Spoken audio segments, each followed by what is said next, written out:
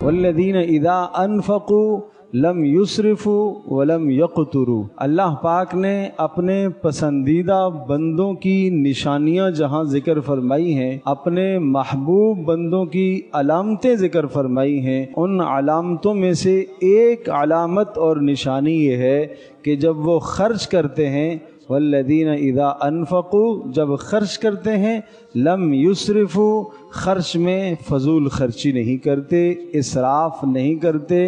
اور ولم یقتروا، بخل سے بھی کام نہیں لیتے، وکان بین ذالک قواما، اور وہ اعتدال کے ساتھ درمیانہ روی سے خرچ کرتے۔ پھر پیارے پیغمبر صلی اللہ تعالیٰ علیہ وسلم نے اپنی مبارک حدیث میں اس مضمون کو اس طرح سے ذکر فرمایا، الاقتصاد فی المعیشہ۔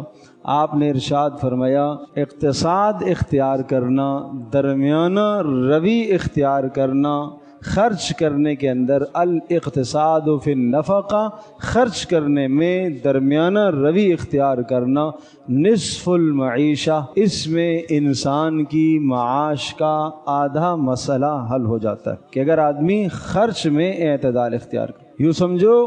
کہ ایک آدمی اگر قلاش ہے، فقر و فاقے میں مبتلا ہے، تنگ دستی میں مبتلا ہے، اور مال کی کمی میں مبتلا ہے، تو پیارے پیغمبر صلی اللہ تعالی وسلم نے ایسے حالات میں کیا حل سمجھایا کہ وہ اعتدال اختیار کرے۔ جب اعتدال اختیار کرے گا تو سمجھ لیں کہ اس کی آدھی پریشانی تو وہاں سے دور ہو گئی، اس کی آدھی مشکل تو وہاں سے حل ہو گئی۔ لوگ آتے ہیں،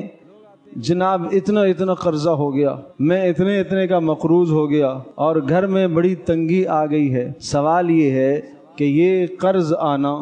یا اتنی تنگی آنے کے باوجود بھی کیا ان کے گھر کے خرچ میں اعتدال ہے؟ اگر گھر کا خرچ آپ پوچھیں تو خرچ میں بے اعتدالی۔ ہاں، یہ ضرور تمنا کریں گے کہ کوئی وظیفہ بتا دیں، یہ ضرور تقاضا کریں گے کہ کوئی دعا بتا دیں، دعا بھی بتا دی، وظیفہ بھی بتا دیا، پھر بھی معاملہ حل نہیں ہو رہا، اس لیے کہ جو عمل تھا وہ عمل نہیں کیا۔ صرف اور صرف اس دعا سے،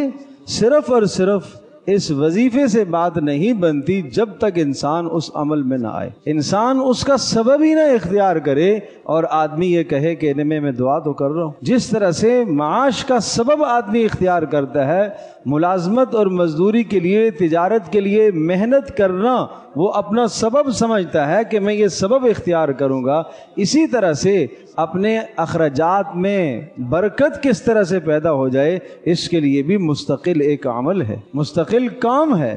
مستقل ہدف ہے۔ یہ پیارے پیغمبر صلی اللہ تعالی علیہ وسلم اس طرح سے اعتدال کی زندگی بتا رہے۔